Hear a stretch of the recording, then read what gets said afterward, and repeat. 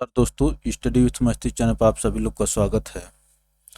और हम लोग देख रहे हैं घटना चक्र के माध्यम से पर्यावरण इन्वायरमेंट। और इन्वायरमेंट में देखेंगे हम लोग दोस्तों पॉल्यूशन पॉल्यूशन टॉपिक से जो प्रीवियस क्वेश्चन पूछे गए हैं उनको हम लोग देखेंगे। तो देखिए आपके सामने जो प्रश्न पूछा गया इसके आंसर करिए। यूपी पीसीएस प्री 2005 में पूछा गया है। Human made pollutants are called, जो मानव द्वारा पॉल्यूटेंट्स होते हैं उसको क्या कहते हैं। देखिए दोस्तों, इसको कहते हैं हम लोग क्वेश्चन बाय क्वेश्चन देखेंगे। एंथ्रोपोजेनिक एंथ्रोपोजेनिक पॉल्यूटेंट्स कहते हैं इसको, ह्यूमन मेड। चलिए आगे चलते हैं। जो क्वेश्चन समय देने लायक होगा उस पर समय दिया जाएगा।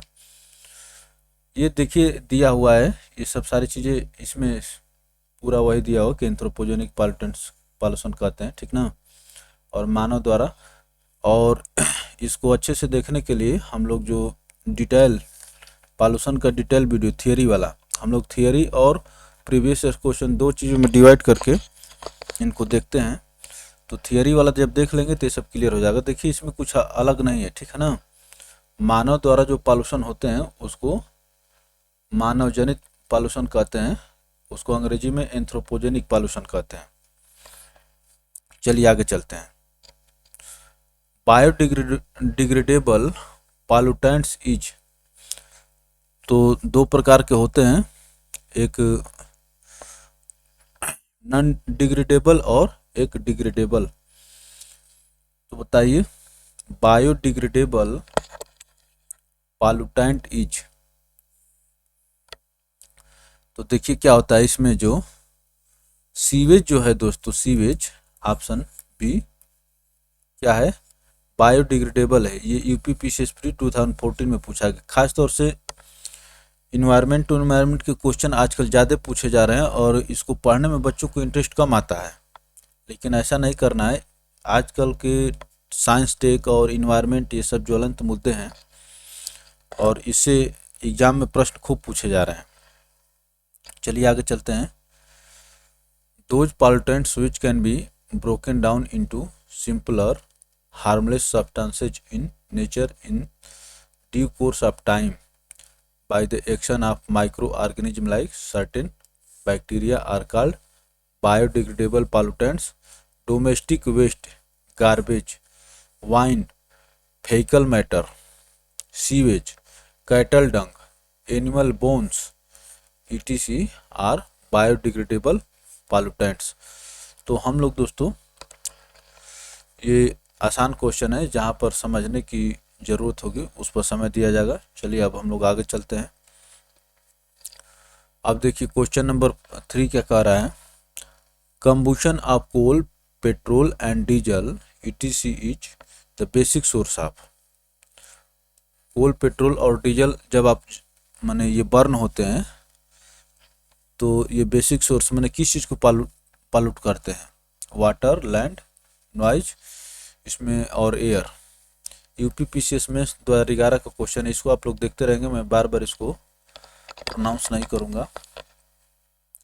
तो ये फॉसिल फ्यूल्स जब बर्न होते हैं दोस्तों तो ये एयर पॉल्यूशन करते हैं। आप लोग अपना आंसर चेक करते रहेंगे। C for cat. चलिए आगे चलते हैं। Coal, petrol and diesel burn to produce oxides of carbon and nitrogen which are the main factor behind air pollution. Oxides of carbon and nitrogen. चलिए आगे चलते हैं। Which of the following energy source produces no atmospheric pollution? No atmospheric pollution किससे जो है पर्यावरण में प्रदूषण नहीं होता है, बताइए। तो सीधे सीधे दिख रहा है, सब आसान क्वेश्चन है, ठीक है ना। तो सोलर एनर्जी से दोस्तों, जो सोलर एनर्जी से कोई पॉल्यूशन नहीं होता है। बी फॉर बॉम्बे आपको यहाँ पे आंसर होगा। चलिए आगे चलते हैं। Solar energy is an important source of renewable energy. There is no atmospheric pollution during the conversion of solar energy into electrical energy.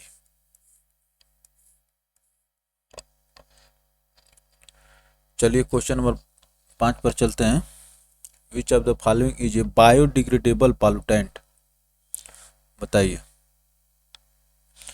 तो ये क्वेश्चन हम लोग देख चुके हैं बायोडिग्रेडेबल वाला, और यहाँ पर आंसर भी सेम है. सीवेज बायोडिग्रेडेबल है. देख रहे हैं प्लास्टिक, पॉलीथीन, एस्बेस्टस, ये सब जो दोस्तों बायोडिग्रेडेबल नहीं है. चलिए आगे चलते हैं.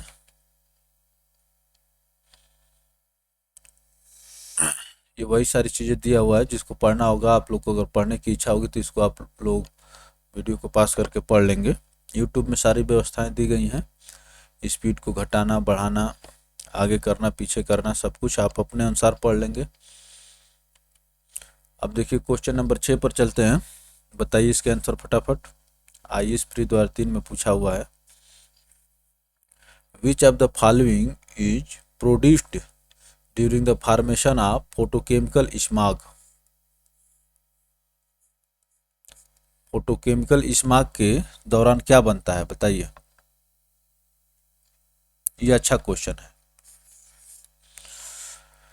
इंपॉर्टेंट क्वेश्चन है. तो फोटोकेमिकल स्मॉग के दौरान दोस्तों nitrogen oxide,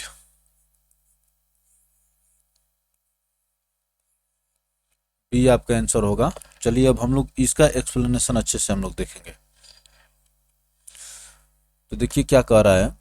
photochemical smog is a mixture of pollutants that are formed when nitrogen oxides and volatile organic compounds react to sunlight, creating a brown haze above cities. Brown haze above cities. It tend to occur more often in summer because, देखिए ये भी पूछेगा, summer because that is when we have the most sunlight. Photochemical smog is formed by oxides of nitrogen and ozone. तो गर्मी के दिनों में ज़्यादा होता है. Notably in the vacuum of automobile, hydrocarbon and nitric oxide create ozone and peroxy acetyl nitrate. इसको संक्षेप में दोस्तों पैन कहते हैं. पेरॉक्सी एसिटिल नाइट्रेट को संक्षेप में पैन कहते हैं. और ये रिएक्शन दिया हुआ है.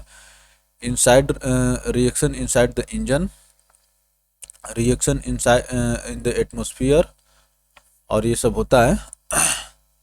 ये देखिए पेरॉक्सी एसिटिल नाइट्रेट और oxides of nitrogen, nitrogen dioxide, ये सब बनता है. तो आइए हम लोग देख लेते हैं. प्रश्न क्या था हम लोग का. विच of the following is produced during the formation of photochemical smog. तो नाइट्रोजन ऑक्साइड. अब देखिए ये बनता है. फाइनल प्रोडक्ट जो होता है दोस्तों ये होता है नाइट्रोजन डाइऑक्साइड. चलिए आगे चलते हैं. क्वेश्चन नंबर 7 का आंसर करिए. ये भी IAS प्री द्वारा 13 में पूछा हुआ है. थोड़ा सा IAS और PCS के क्वेश्चन में अंतर यही होता है दोस्तों कि IAS में थोड़ा सा एनालिटिकल क्वेश्चन पूछता है, आपके समझ पर आधारित प्रश्न पूछता है. क्या कह रहा है कि photochemical smog is A resultant of the reaction among. किसके किसके बीच रिएक्शन होने पर ये फोटोकेमिकल स्मॉग बनता है. Photochemical smog is A resultant of the reaction among. तो अभी इससे पहले वाले प्रश्न का क्वेश्चन नंबर 6 का एक्सप्लेनेशन में हम लोग देख रहे थे. तो देखिए दोस्तों nitrogen dioxide, ozone and peroxy acetyl nitrate PAN in the presence of sunlight. इनका रिएक्शन से दोस्तों क्या बनता है, फोटोकेमिकल स्मॉग बनता है। NO2 O3 को ओजोन कहते हैं, and peroxy acetyl nitrate in the presence of sunlight. देखिए हड़बड़ी में नहीं पढ़ना है, समझ के पढ़ना है, ठीक है ना।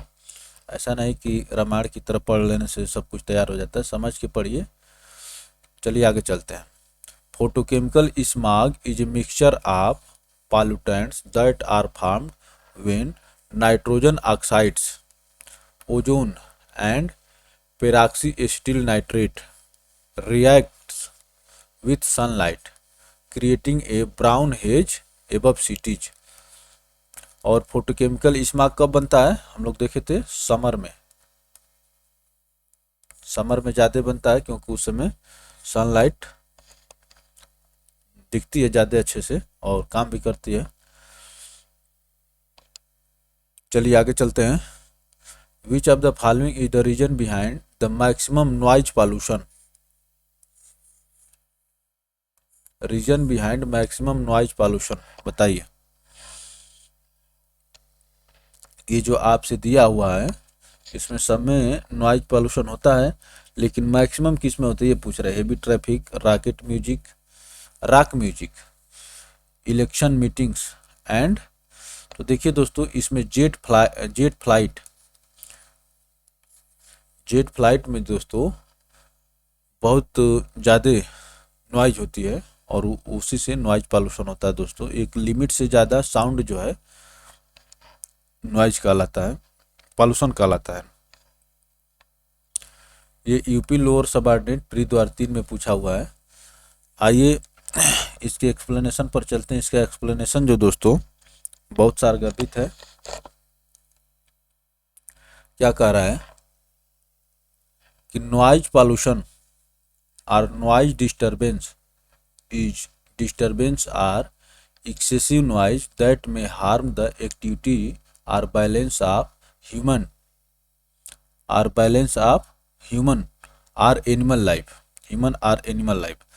The source of most outdoor noise worldwide is mainly caused by machines and transportation system.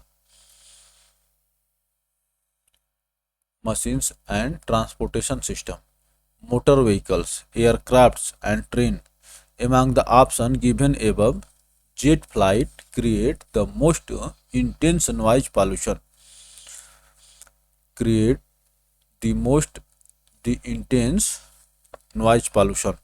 अब ये बताया दोस्तों कि किससे कितना कितना होता है। एक बार पीसीएस में ये पूछ लिया था कि रस्टलिंग ऑफ लीव्स से जो साउंड होती है कितनी होती है दोस्तों। तो उसमें यही 30, 40, 50, 60 आंसर करके दे दिया था। तो इसमें देखिए यहाँ पर दिया हुआ साउंड सोर्स और साउंड इन डेसिबल। तो रस्टलिंग ऑफ लीव्स दोस्तों ये 20 डेसिबल की साउंड करती है और विस्परिंग 30 डेसिबल के आसपास होता है। Room noise 40 decibel. Normal conversation जो हम लोग नॉर्मल वार्तालाप करते हैं दोस्तों, इसका भी याद रखिए 60।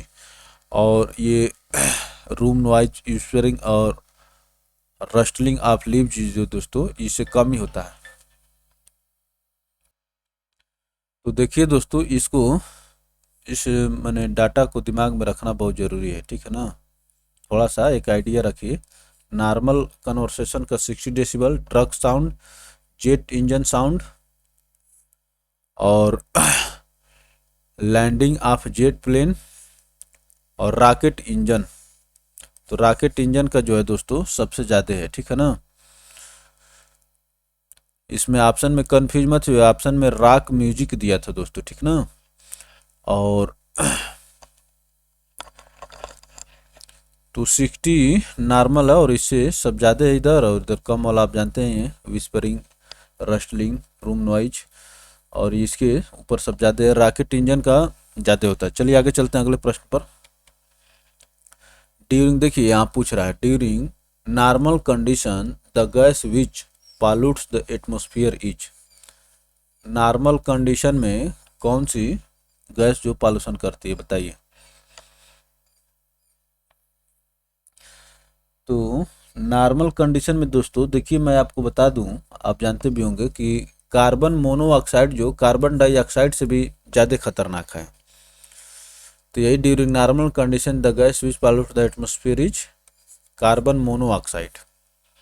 कार्बन मोनोऑक्साइड आप जानते हैं कि आपके हीमोग्लोबिन के साथ जा करके जुड़ जाती है और फिर हीमोग्लोबिन की ऑक्सीजन कैरिंग कैपेसिटी को रिड्यूस कर देती है।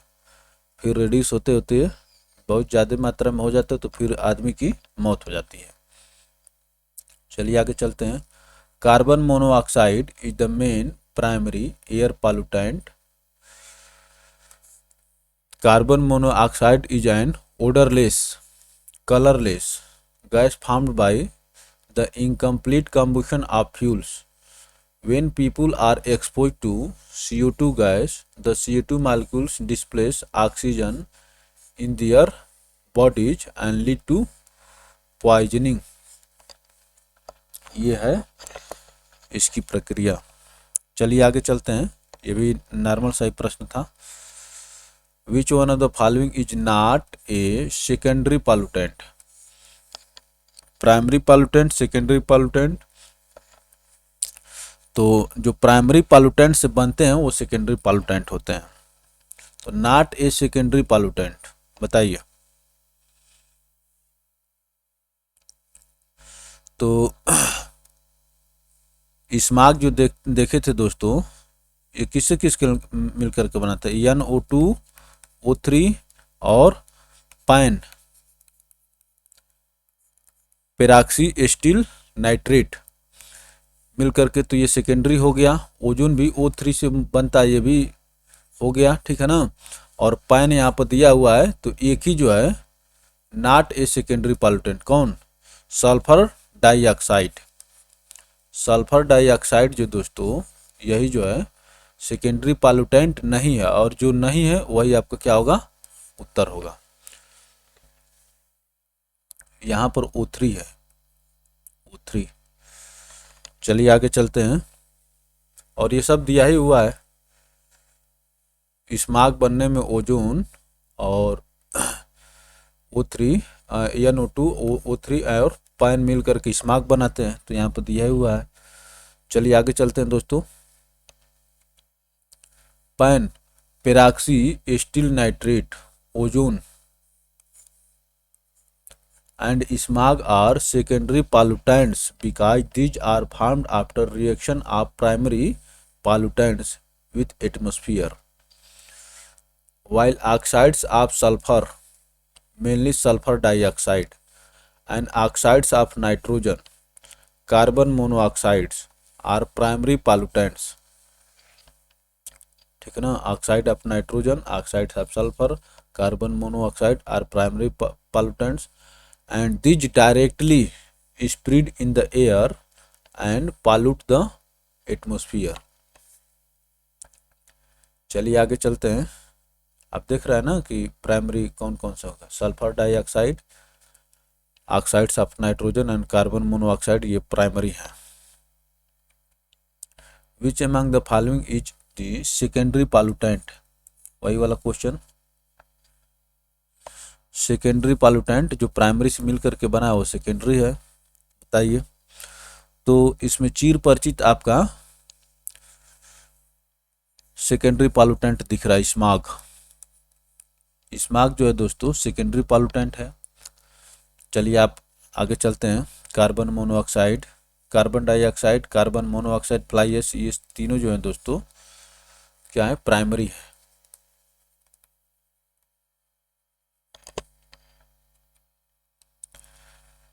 चलिए आगे चलते हैं। Colourless gas coming out from motor vehicle and cigarette due to incomplete combustion. Incomplete combustion के कारण क्या बनती है, बताइए। आप जानते भी होंगे। ये सिगरेट की स्पेलिंग याद रखिएगा,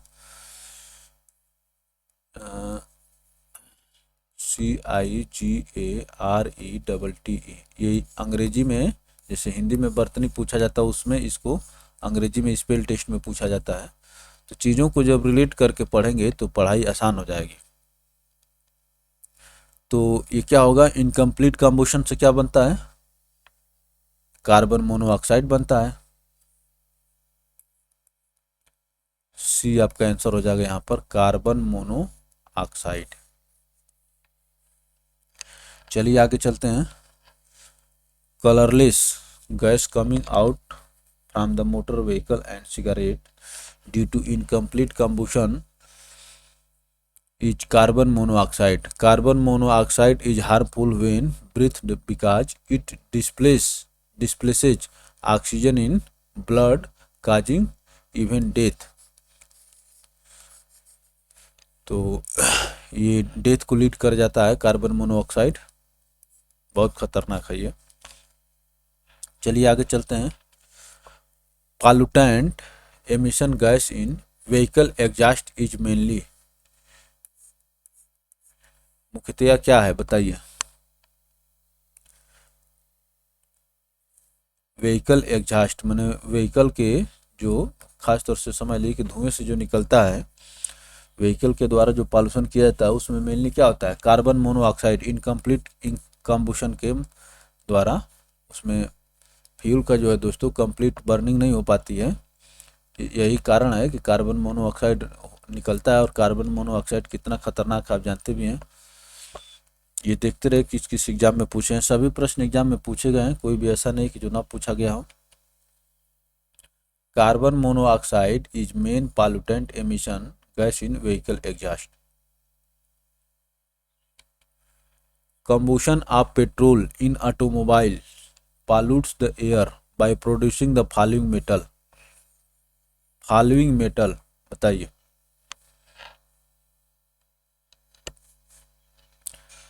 पेट्रोलियम फ्यूल जो है दोस्तों ऑटोमोबाइल्स में जब बर्न होता है तो उससे कौन सी मेटल एयर को पॉल्यूट करती है बताइए। तो लेड होगा, लेड, शीशा, पीबी। ऑप्शन सी आपका यहाँ पे आंसर हो जाएगा। चलिए आगे चलते हैं। छत्तीसगढ़ पीसीएसपी 2015 में पूछा हुआ है। Combustion of petrol in automobile pollutes the air by producing lead which causes long term harm in adults including increasing risk of high blood pressure and kidney damage। तो लेड जो होता है दोस्तों high blood pressure and kidney damage को lead करता है। चलिए आगे चलते हैं। जिस पर समय देने लायक जो प्रश्न है उस पर दिया जाएगा। आगे आपको अच्छे अच्छे प्रश्न और मिलेंगे। Which one of the following air pollutants can affect blood stream leading to death, बताइए।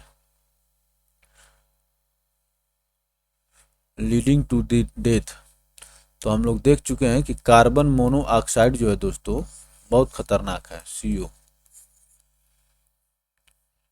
ऑप्शन डी करेक्ट होगा, ठीक है ना। चलिए आगे चलते हैं। Which of the following air pollutants get dissolved in the hemoglobin of blood more rapidly than oxygen। More rapidly than oxygen तो कार्बन मोनोऑक्साइड ये आपके ब्लड के हेमोग्लोबिन के साथ मैच कर जाता है और मैच करके मिल करके फिर हेमोग्लोबिन के ऑक्सीजन कैरिंग कैपेसिटी को रिड्यूस कर देता है, फिर आगे खतरा रहता है।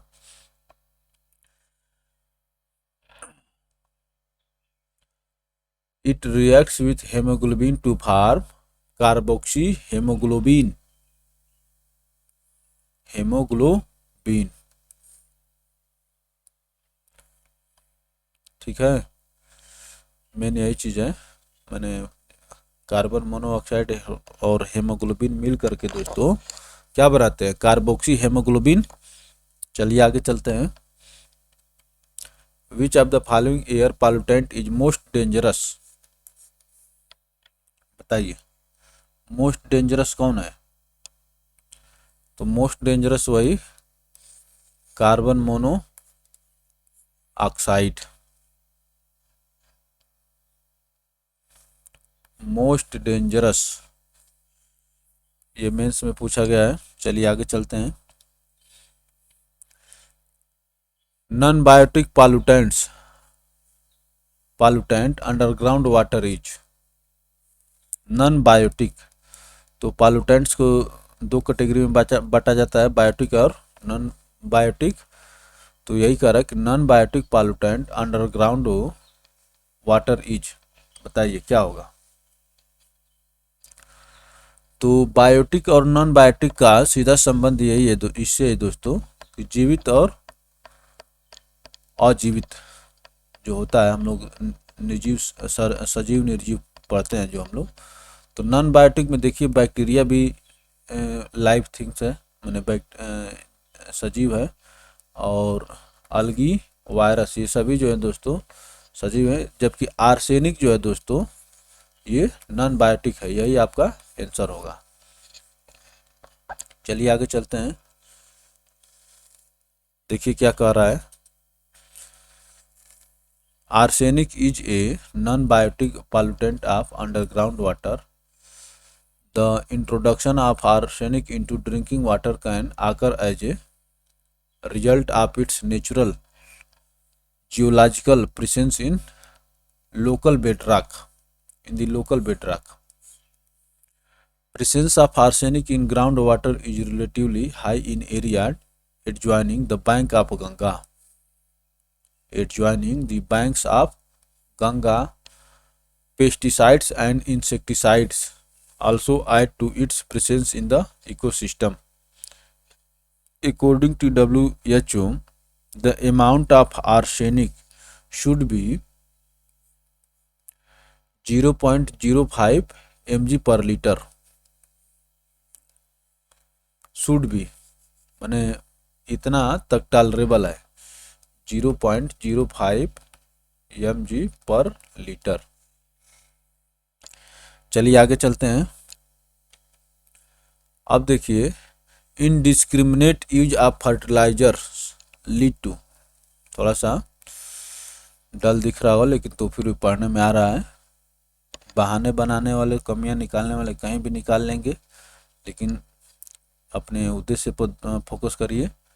Indiscriminate use of fertilizers has lead to, तो फर्टिलाइजर्स का इनडिस्क्रिमिनेट जब यूज होगा तो क्या होगा, सॉइल पॉल्यूशन, वाटर पॉल्यूशन और एयर पॉल्यूशन सब होगा।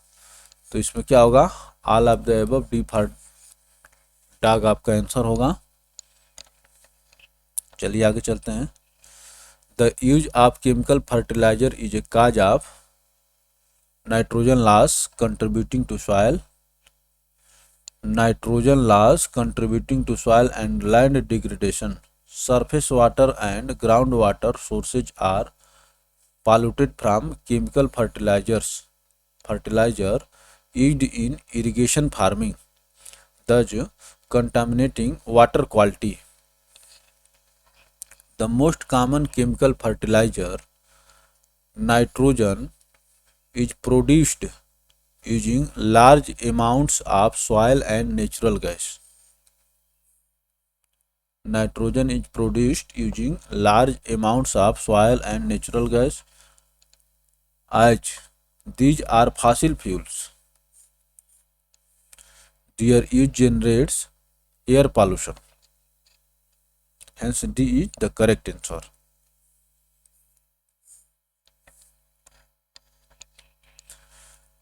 और ये बताया कि कैसे कैसे कंपोजिट फर्टिलाइजर जाता है, toxic effect on marine flow, increase in the amount of nitrogen and phosphorus, rapid algal bloom, बाइड इफेक्ट, ठीक है ना, like poison for fish and marine life, prevent sunlight, loss of useful sea grasses, negative effect on marine ecosystem.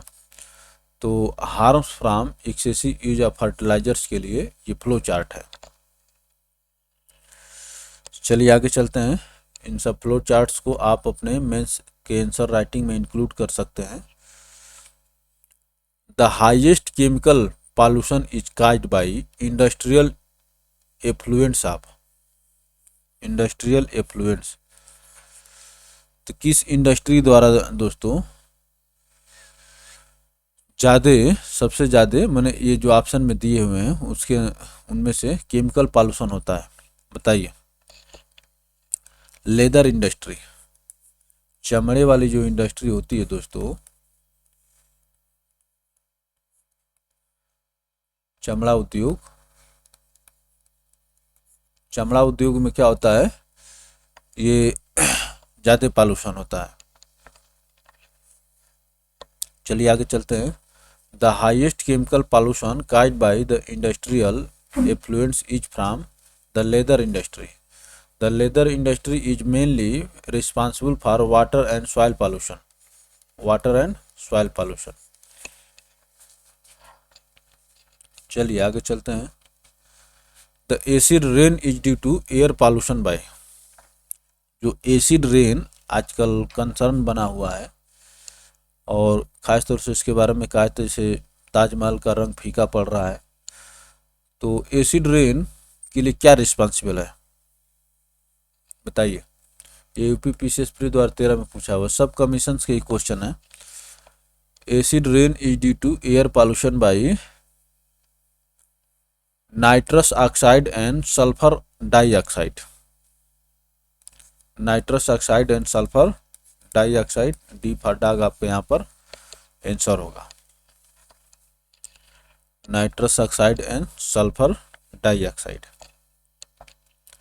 अब देखिए क्या कह रहा है। Acid rain is caused by a chemical reaction that begins with a compound like sulfur dioxide and nitrogen oxides are released into the air.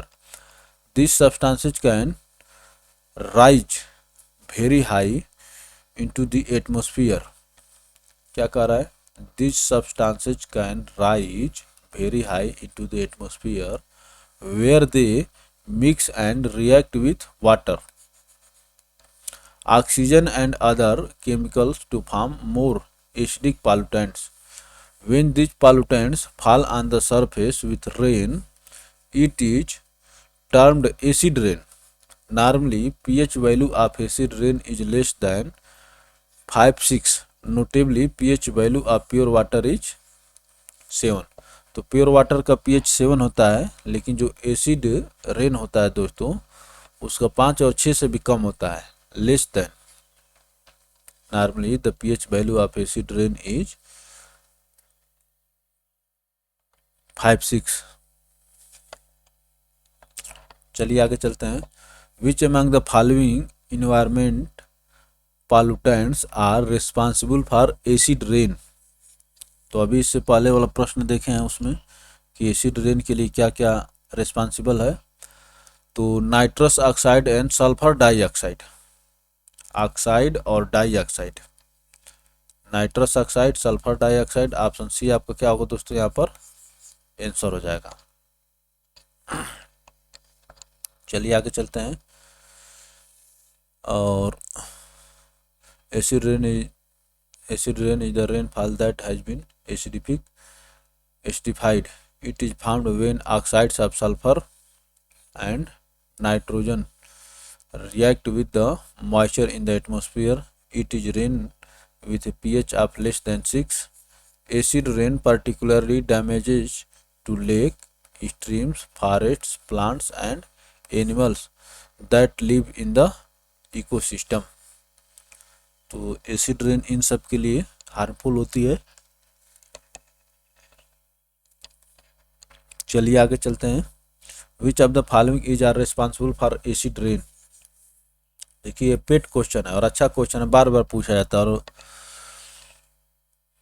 मैंने विद्यार्थी जो है इसको बार बार गलत भी करते हैं, लेकिन ऐसा ना करिए। देखिए जब तक आपको अपने प्रिपरेशन चेक करने का सबसे बढ़िया तरीका ये है कि आपसे प्रीवियस ईयर्स क्वेश्चन सब बन रहे हैं और फिर एक स्टैंडर्ड किताब आप पढ़ रहे हैं, तब आप सही दिशा में हैं।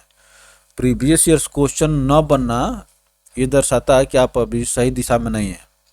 तो प्रीवियस ईयर्स क्वेश्चन पढ़िए और फिर हर एक सब्जेक्ट का एक एक स्टैंडर्ड बुक पढ़िए, फिर वो आपको सही दिशा में लेकर के जाएगा। तो nitrous oxide and sulphur dioxide, option D correct होगा आपका, डी फॉर डॉग। चलिए आगे चलते हैं। Acid rain is caused by the pollution of the environment by, बार बार वही एसिड रेन पूछ रहा है, बताइए।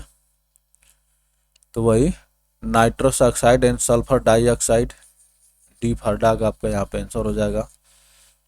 आईएएस प्री 2013 में पूछा हुआ है, हर जगह पूछा हुआ, देख रहे हैं ना, पेड क्वेश्चन है ये। Acid rain is caused by pollution of environment by, देख लीजिए कितनी बार पूछा हुआ है, बताइए। तो इसका उत्तर आप जान ही चुके हैं, इसमें बहुत बताने के लिए नहीं है, क्योंकि ये सेम क्वेश्चन तीसरे चौथे बार आपके सामने अभी आ रहा है। तो nitrous oxide and sulphur dioxide acid rain के लिए रिस्पॉन्सिबल है। In the acid rain the rain water and snow is contaminated, rain water and the snow is contaminated by which of the following pollutants, किसके किसके द्वारा वो प्रदूषित हो जाता है, बताइए। रेन वाटर और स्नो, बर्फ।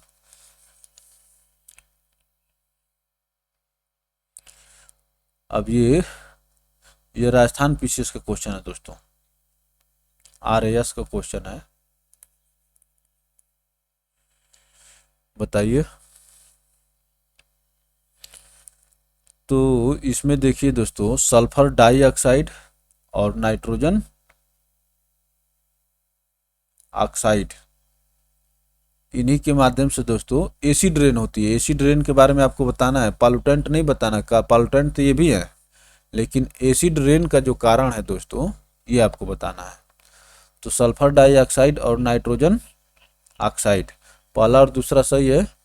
तो इस प्रकार से क्या हो जाएगा, आपका ऑप्शन बी करेक्ट हो जाएगा। Sulphur dioxide and nitrogen oxide are the main factor for acid rain. Acid rain contaminates rainwater and snow. This produces an adverse impact on rivers, lakes, and ponds. This produces an adverse impact on rivers, lakes, and ponds. Acid rain occurs due to, बताइए।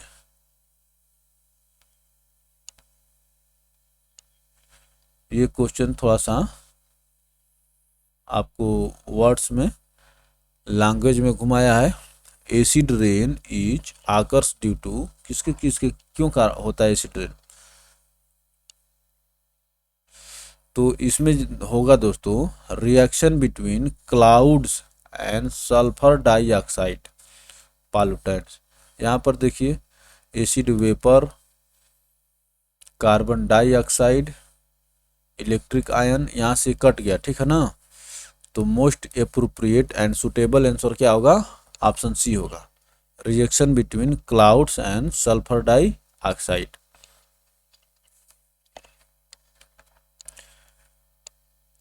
तो आप जानते ही हैं, acid rain is caused by the reaction of clouds, water and sulphur dioxide. Acid rain reduces pH value of the soil. It also impacts microorganisms as their growth is dependent on pH value. Acid rain also increases the corrosion rate of metals, in particular iron, steel, copper, and bronze.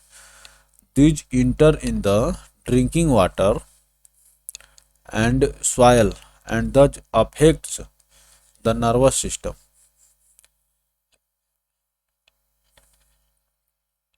चलिए आगे चलते हैं दोस्तों।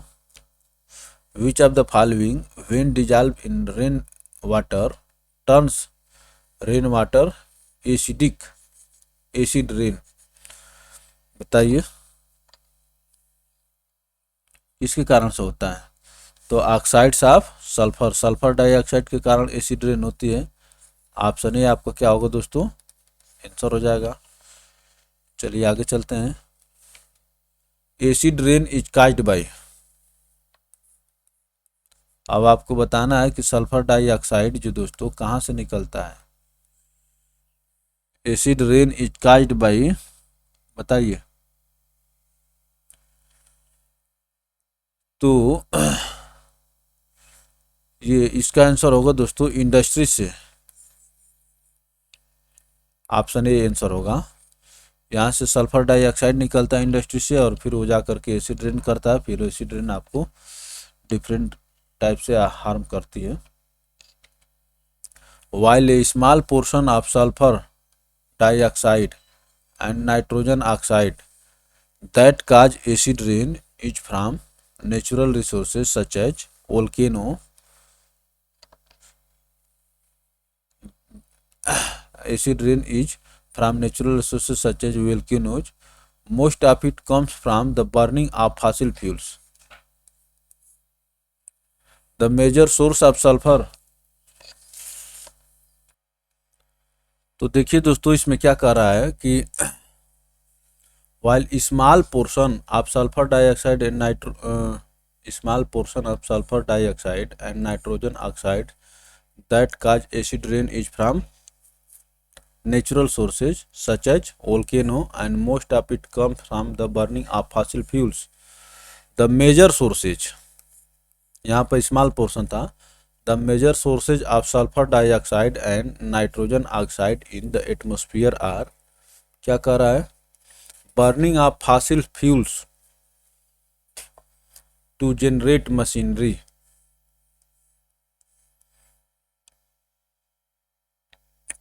vehicles and heavy equipment, vehicles and heavy equipment, manufacturing, oil refineries and other industries।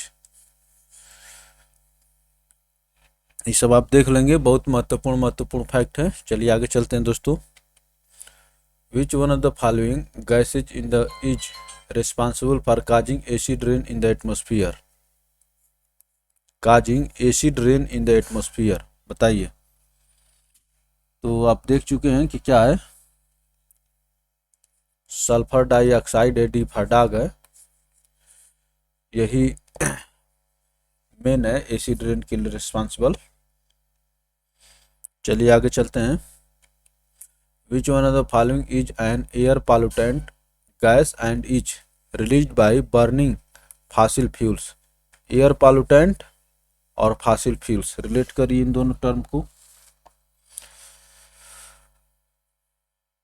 Burning fossil fuels, तो यही है sulphur dioxide,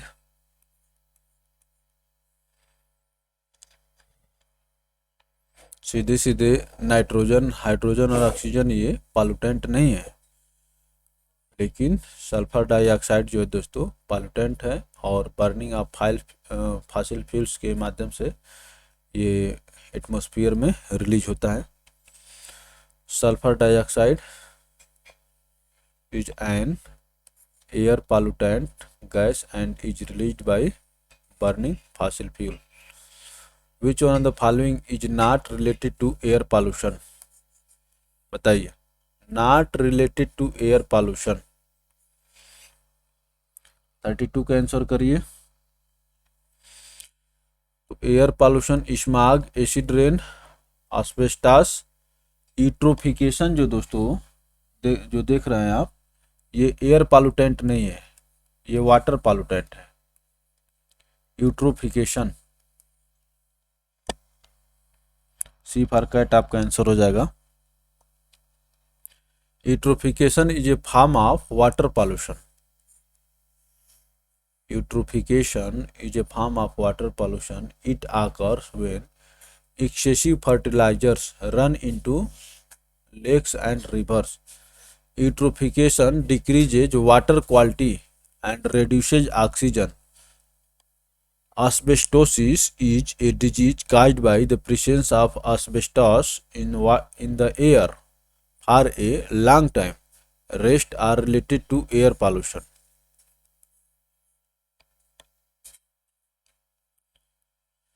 तो इसको क्या कह रहा था, asbestosis is a disease caused by presence of asbestos in the air for a long time. चलिए, तो यूट्रोफिकेशन जो दोस्तों ये वाटर पॉल्यूशन आप जानते हैं। Fly ash is a pollutive combustion product of burning, किस चीज के बर्निंग से फ्लाई ऐश होता है बताइए।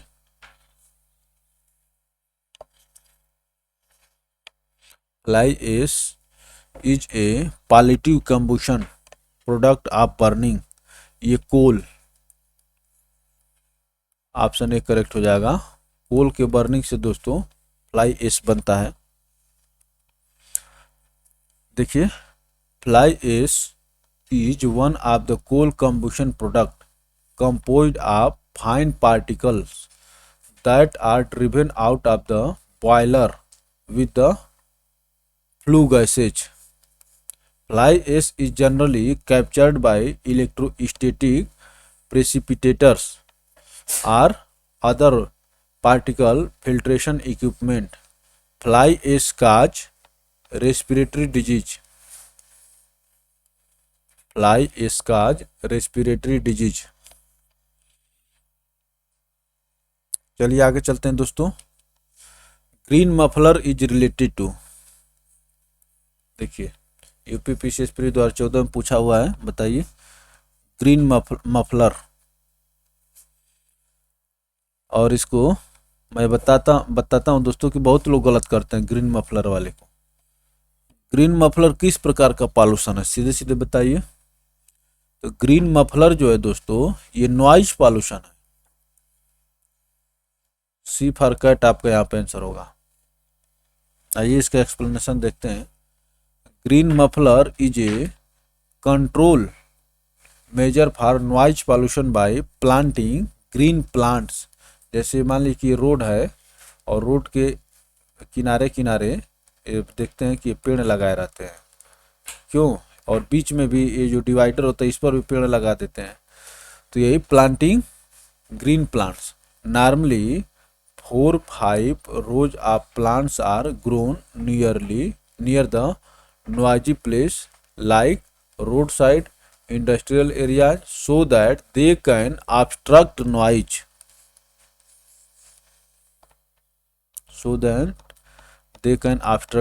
Green muffler is a control measure for noise pollution by planting green plants. इसीलिए इसका नाम ग्रीन मफलर पड़ा है।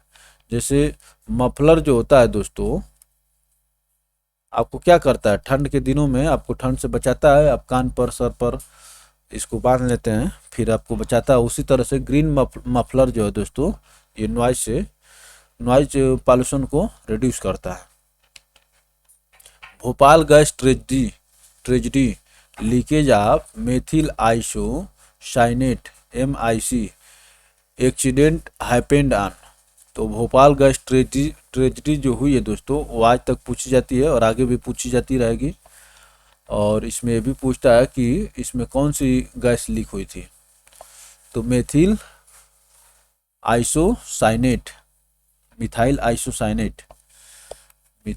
आइसोसाइनेट इसमें इसका लीकेज हुआ था और ये कब हुआ था ये आपको बताना है।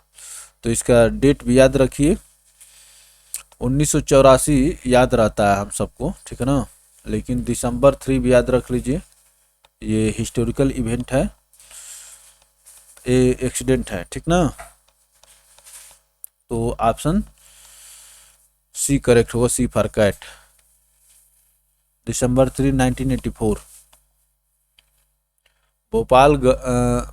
Bhopal disaster also referred to as Bhopal gas tragedy was gas leak incident in India, considered world's worst industrial disaster. It occurred on the night of December 3, 1984 at the Union Carbide India Limited pesticide plant in Bhopal, Madhya Pradesh.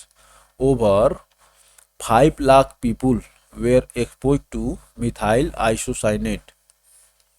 5 lakh people were exposed to methyl isocyanate. According to the state government record, इतने people 3,787 people died in this tragedy. Later, due to disease caused by the gas, around 25,000 people were killed.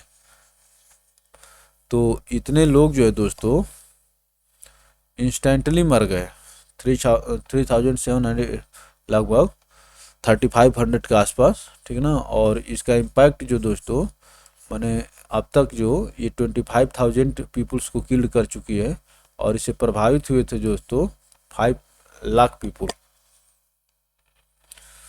तो 3 दिसंबर 1984 याद रखेंगे। The gas which leaked from union carbide factory Bhopal watch. तो MIC हम लोग देखे हैं, methyl isocyanate gas leak हुई थी। जब अभी हम लोग इस प्रश्न अगले प्रश्न में इसको देखे हैं तो फिर यहाँ पर बहुत ज़्यादा वेट करने का कोई मतलब नहीं है। Which gas leaked out in the Bhopal gas tragedy causing numerous death. बताइए, काजिंग न्यूमेरस डेथ। तो MIC देखिए मिथाइल आइसोसाइनेट, इसको संक्षिप्त में लिख दिया कंसाइज फॉर्म में, abbreviation the compound associated with the Bhopal gas tragedy was. बताइए MIC था।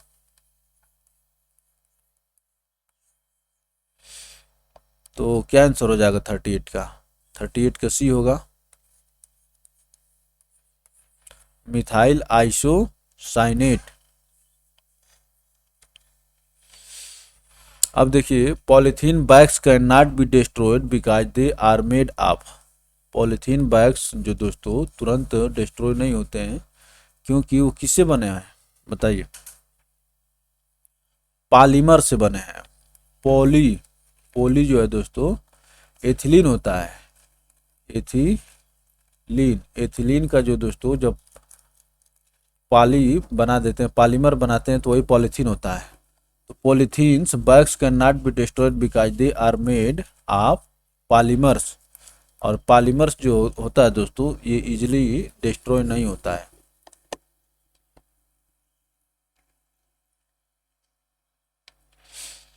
Polythene is made up of molecules of carbon and hydrogen. It is a polymer of ethylene, ठीक है ना, C2H4। It is non biodegradable. This is the reason why polythene bags can not be destroyed. This is the reason why polythene bags can not be destroyed.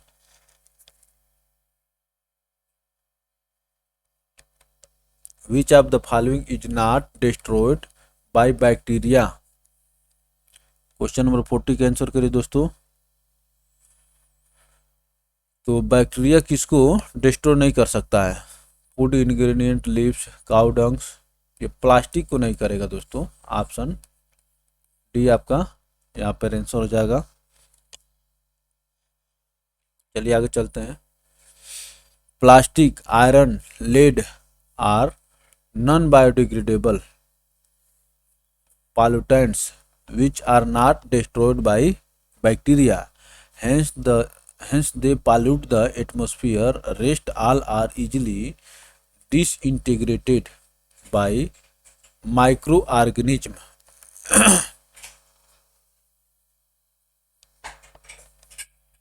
चलिए आगे चलते हैं। Which one of the following is biodegradable.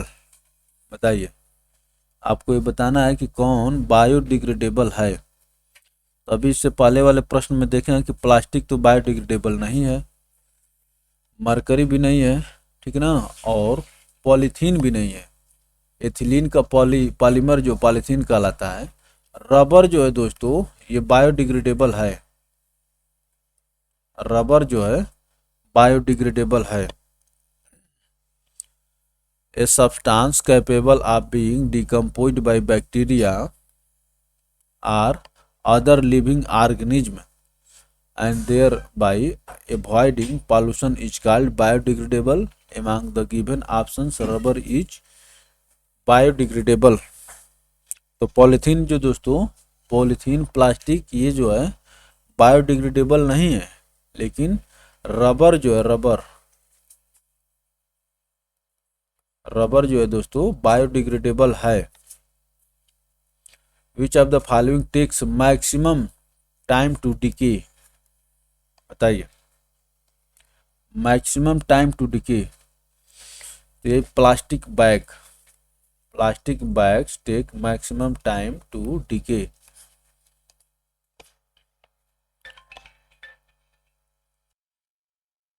तो चलिए दोस्तों, आप देख लीजिए मैक्सिमम टाइम टू डिके कौन लेता है, प्लास्टिक बैग। ये plastic bag takes maximum time to decay as polyethylene, polythene जिसको आप कहते हैं, polyethylene are non biodegradable. Which one of the following is a bio indicator of air pollution, bio indicator of air pollution, बताइए which one of the following is bio indicator of air pollution. तो lichen जो दोस्तों ये pollution का indicator है और air pollution का, option A correct होगा। चलिए इसका हम लोग एक्सप्लेनेशन को देखते हैं, वहां से चीजें क्लियर होंगी। Bio indicators are living organism that respond in a specially clear way to change in the environment.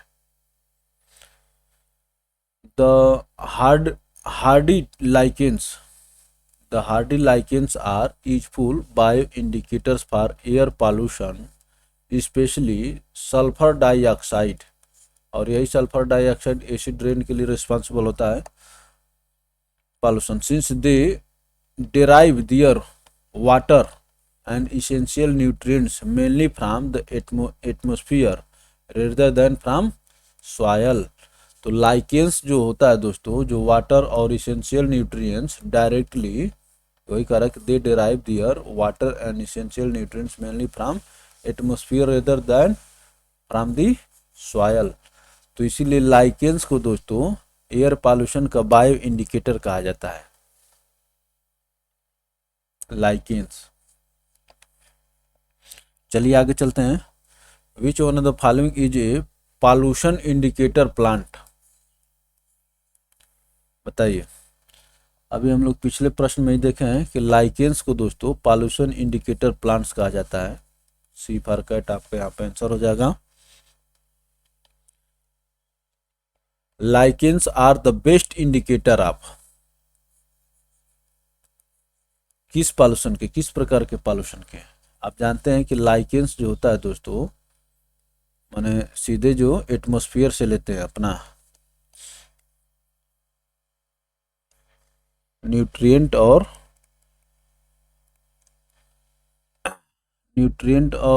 क्या, वाटर, न्यूट्रिएंट और वाटर जो है लाइकेंस जो दोस्तों सीधे एयर से लेते हैं, इसलिए lichens are best indicator of air pollution. Option A आपका यहाँ पर करेक्ट आंसर हो जाएगा। चलिए आगे चलते हैं। Biological oxygen demand BOD is an indication of pollution in, बताइए is an indication of pollution in. ये एक्वाटिक इन्वायरमेंट, बीओडी जो होता है दोस्तों, BOD eutrophication both are related concept. तो यही कह रहा है कि biological oxygen demand is an indication of pollution in aquatic environment. Option A आपके यहाँ पर आंसर हो जाएगा। तो बायोलॉजिकल ऑक्सीजन डिमांड आप जानते ही हैं, और नहीं जानते हैं तो इसको देख लेंगे, ठीक है ना। Biological oxygen demand is the amount of dissolved oxygen needed by an anaerobic biological organism, anaerobic biological organism to break down organic material present in a given water simple at a certain temperature over a specific period. Increase in BOD shows a high level of organic pollution of water, since all organic and inorganic waste use dissolved oxygen for decomposition. This means there is less pollution, the dissolved oxygen will be high, and vice versa. This means there is a less pollution. So thus BOD works as an indicator of pollution in aquatic environment. चलिए आगे चलते हैं दोस्तों. A water body having high BOD indicates that its water is, बताइए क्या indicate करता है? ये इंडिकेट करता है कि इसके वाटर जो is being contaminated by sewage के द्वारा प्रदूषित हो रहा है. 47 का आंसर हो जाएगा ऑप्शन सी.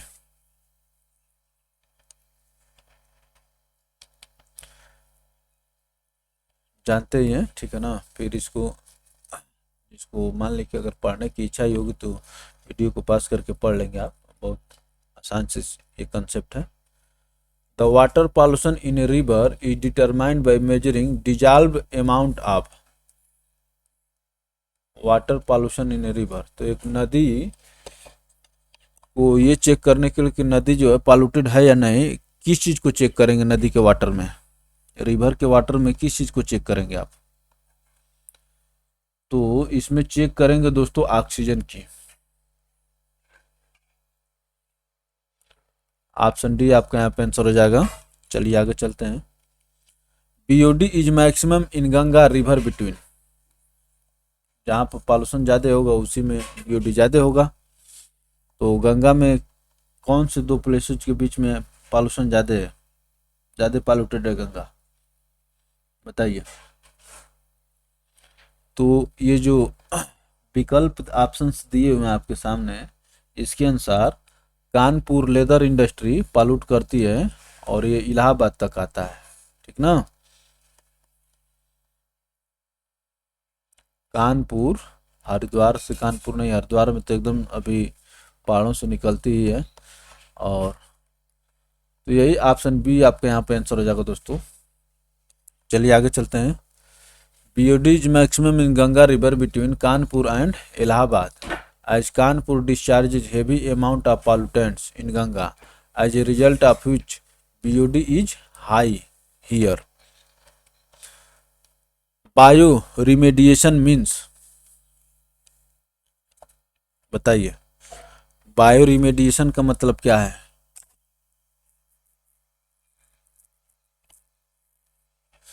तो बायोरिमेडिएशन का मतलब होता है दोस्तों elimination of toxic pollutants from the environment bye organism.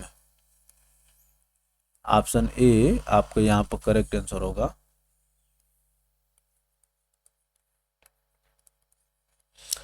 बायोरिमेडिएशन mean elimination of toxic pollutants from the environment by organisms. Bioremediation is a process of detoxification of environment through the use of small organisms. This technique can help to overcome adverse effect of pollution at a particular places. Bioremediation is used in cleaning surface and groundwater and soil etc. Used in cleaning surface and groundwater and soil etc. अब देखिए question number 51 जो दोस्तों ये UPSC का प्रश्न है, ठीक है ना. और इसको बताइए, आंसर करिए. तो बताइए दोस्तों ये IAS प्री 2017 का क्वेश्चन है. अब देख रहे हैं क्या कह रहा है. In the context of solving pollution problems, what are the advantages of the bioremediation technique? इस शब्द पर फोकस करिए, बायोरिमेडिएशन. तो बायोरिमेडिएशन के बारे में थोड़ा सा हम लोग इससे पहले वाले प्रश्न में पढ़े थे, यहाँ पर आप अच्छे से समझ जाएंगे. देखिए क्या होता है. It is a technique for cleaning up pollution by enhancing the same biodegradation process that occurs in nature. तो ये सही है, बायो रिमेडिएशन में ऐसा किया जाता है। और उसके बाद क्या कर रहा है, एनी, ये सब यूपीएससी का ट्रिक पकड़ने वाले क्वेश्चन है। Any contaminant with heavy metals such as cadmium and lead can be readily and completely treated by bioremediation using microorganism. तो ये सब जो दोस्तों बता रहे हैं कि एनी और कंप्लीटली ऐसा नहीं होता है, ठीक है ना। वैसे भी मैं जानता हूँ कि कैडमियम को आप बायो रिमेडिएशन के माध्यम से ठीक नहीं कर सकते हैं, लेकिन यूपीएससी में जो एनी, ओनली, कंप्लीटली ये सब शब्द जो होते हैं ये माने लगभग रॉन्ग होते हैं या कहीं भी। Genetic engineering can be use to create micro organism specifically designed for bio remediations. तो जेनेटिक इंजीनियरिंग का प्रयोग किया जाता है बायो रिमेडिएशंस में। तो पहला और तीसरा सही है, और पहला तीसरा जब सही है दोस्तों तो आपको करेक्ट ही बताना है। ये भी यहाँ पर देख लें कि आप करेक्ट बताना है कि इनकरेक्ट बताना है। तो करेक्ट बताना है तो इस प्रकार से आपका आंसर क्या हो जाएगा, सी फॉर कैट आंसर हो जाएगा। अब चलिए इसके एक्सप्लेनेशन में देख लीजिए कि आखिर बायो रिमेडिएशंस क्या है, इसके बारे में और डिटेल से पढ़ लीजिए। The process of expulsion of toxic pollutants from the environment by using microorganism is called bioremediation. It is a technique for cleaning up pollution by enhancing the same biodegradation process, ठीक ना। Degrade करना, उसको enhance कर देना, उसका degradation को enhance कर देना है। That occurs in nature, but pollutants containing many types of heavy metals cannot be treated by the process of bioremediation. Any pollutant containing heavy metals like cadmium and lead for citation cannot be treated comfortably and completely by bioremediation using microorganisms. Genetic engineering can be used to create microorganisms especially designed for bioremediations. For example, superbug pseudomonas putida, which is created by genetic engineering technique. It plays an important role in ending the oil spill in the ocean. तो superbug Pseudomonas पुटीडा का प्रयोग जो है दोस्तों ocean में जो oil spill हो जाता है उसको खत्म करने के लिए किया जाता है। तो यह है दोस्तों bio remediation technique. Which of the following is not a water pollutant. आप बताइए इसमें से कौन वाटर पॉल्यूटेंट नहीं है। तो सल्फर डाइऑक्साइड जो दोस्तों ये आप जानते हैं कि एसिड रेन होता है, लेकिन ये मुख्यतः जो किस कारण से होता है, एयर पॉल्यूशन करता है, एयर पॉल्यूशन से एसिड रेन होती है। तो आपका यहाँ पर डी फॉर डॉग आंसर हो जाएगा, not a water pollutant. Primary stage में देखा जाता है, सेकेंडरी स्टेज में तो सभी अपना पॉल्यूटेंट रूप बदलते हैं। चलिए आगे चलते हैं। Sulphur dioxide is an air pollutant when it rises very high into the atmosphere. It reacts with water, oxygen and other chemicals to form more acidic pollutants. Rain with such harmful pollutants is known as acid rain. चलिए आगे चलते हैं। The problem of water pollution with arsenic is maximum in। Arsenic की problem कहाँ पर देखने को मिल रही है, मैक्सिमम बताइए। तो आर्सेनिक की प्रॉब्लम जो दोस्तों मेन मुख्यतया गंगेटिक रीजन में मिल रही है, जिसमें गंगा बहती है। तो गंगा से जो पॉल्यूशन हो रहा है आर्सेनिक वाला वेस्ट बंगाल में, ठीक है ना दोस्तों। डी फॉर डॉग आपका करेक्ट आंसर हो जाएगा। Ground water in Brahmaputra Gangetic plains of India, Brahmaputra Gangetic plains of India and Padma मेघना plains of Bangladesh is highly polluted with arsenic. Groundwater in 7 states of India, West Bengal, Jharkhand. India के कौन कौन से स्टेट में? West Bengal, Jharkhand, Bihar, Uttar Pradesh, Assam, Manipur and Chhattisgarh is polluted with arsenic. Assam और मणिपुर भी आप याद रखेंगे, छत्तीसगढ़ भी है। The first instance of water pollution with arsenic came to notice in 1983. Notably, the permissible range of arsenic in groundwater is 10 microgram per liter. Permissible जिसकी जो जहाँ तक टॉलरेट किया जा सकता है, ठीक है ना, परमिसिबल। परमिसिबल तो ये रहा दोस्तों इसका एक्सप्लेनेशन। चलिए आगे चलते हैं। Chernobyl accident is related with,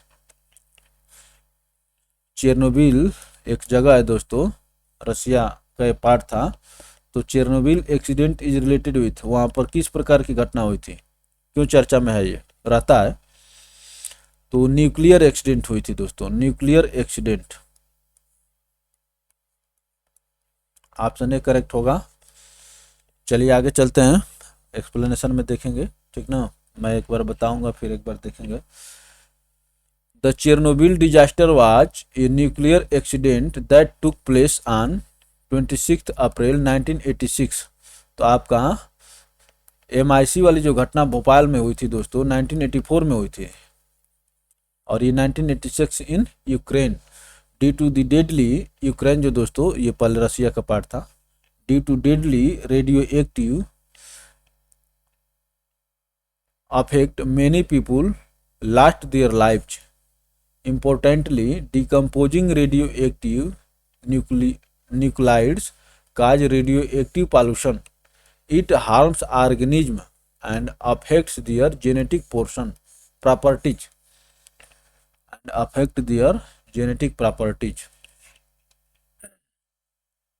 Which of the following is a biodegradable pollutant? तो हम लोग देख चुके हैं क्या है, सीवेज। सीवेज जो है दोस्तों बायोडिग्रेडेबल पॉल्यूटेंट है।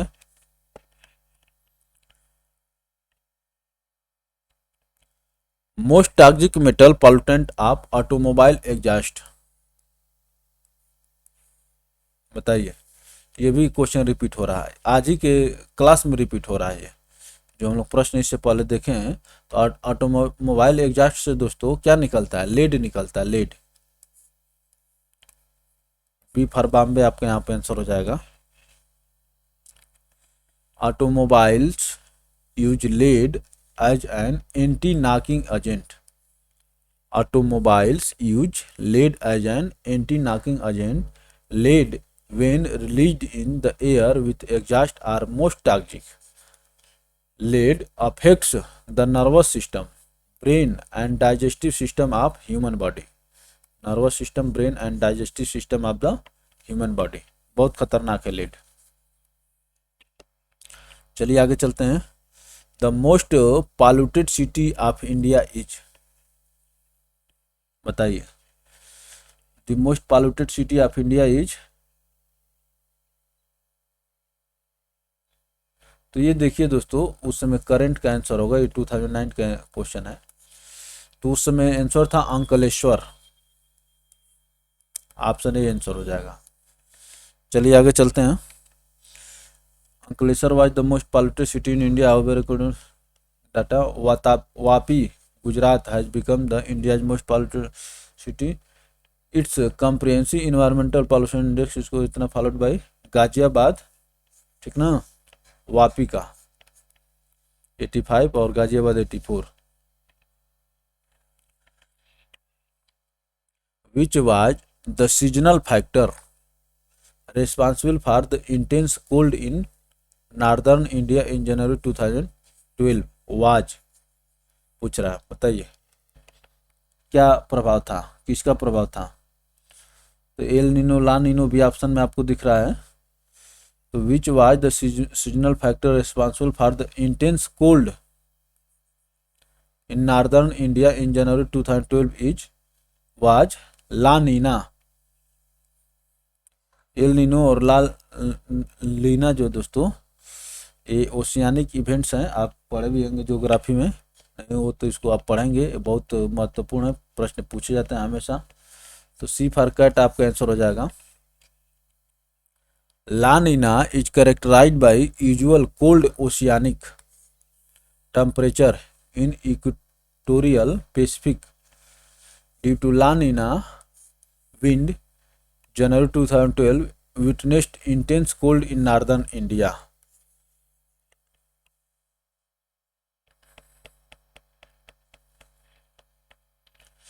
चलिए, तो ला नीना कोल्ड हो गया दोस्तों।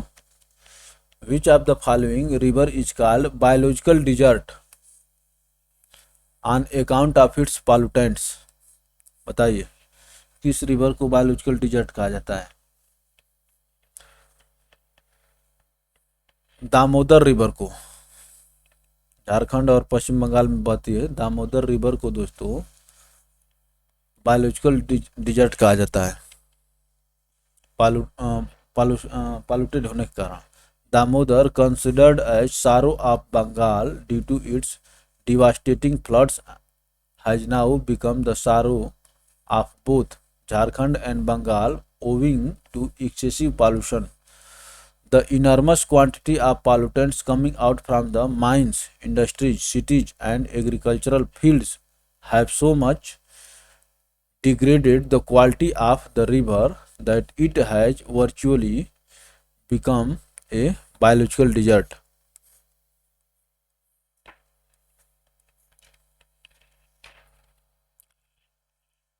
Which Indian river is called biological desert? तो अभी हम लोग देखे हैं कौन सी river, Damodar river.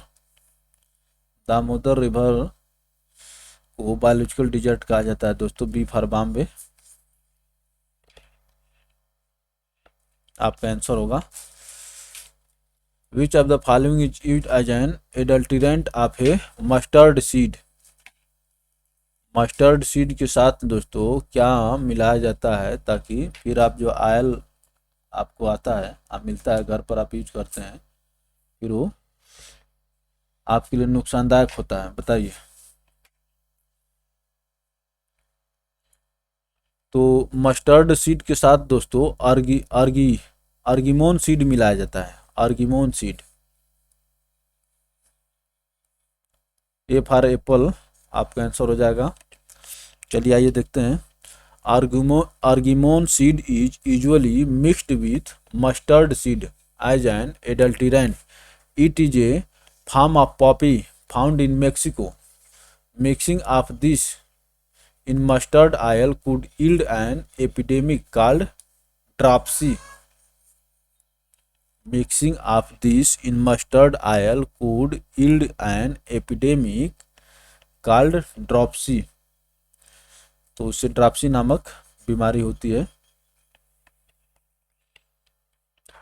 Which one of the following is used to clean a polluted environment? बताइए, which one of the following is used to clean a polluted environment? polluted environment को क्लीन करने के लिए क्या करा जाता है? तो आजकल दोस्तों आर्टिफिशियल रेन कराई जाती है ताकि जो एटमॉस्फेयर में पॉल्यूटेंट हैं वो वाटर के साथ ग्राउंड पर आ जाए, फिर एटमॉस्फेयर क्लीन हो जाए। तो which one of the following is to clean a polluted environment? तो rain, option B correct answer होगा दोस्तों, बी फॉर बॉम्बे। चलिए आगे चलते हैं। Rain can wash out particles from the air. Washing works much better on larger particles above 10 microns or above 2.5 microns than small particles. जाहिर सी बात है। Rain also helps by making dust particles stick to the ground. तो बरसात हो जाती तो धूल नहीं उड़ता है और धूल नहीं उड़ेगा तो एटमॉस्फेयर में पॉल्यूशन नहीं होगा, एयर पॉल्यूशन नहीं होगा। तो वही का red rains also help by making dust particles stick to the ground. ये रहा दोस्तों 62 क्वेश्चंस। और अब यहाँ से हाई लेवल क्वेश्चन हैं, इनको हम लोग देखते हैं। तो दोस्तों हाई लेवल क्वेश्चंस में 32 क्वेश्चंस दिए गए हैं और वीडियो ऑलरेडी 1 घंटे 20 मिनट की हो गई है। तो इनको इंक्लूड करने पर ये वीडियो 2 आवर्स को क्रॉस कर जाएगी, इसलिए हम लोग इसको हाई लेवल क्वेश्चंस को अलग वीडियो में देखेंगे, ठीक है ना। लेकिन ये क्वेश्चन आपके लिए होमवर्क रहेगा, IAS प्री 2011 का क्वेश्चन है, इसको आप लोग देखेंगे, बताएंगे, फिर अगले वीडियो में हम लोग इन हाई लेवल क्वेश्चंस को डिस्कस करेंगे। तो चलिए दोस्तों आज के लिए इतना ही, धन्यवाद। मिलते हैं हम लोग फिर अगली सेशन में।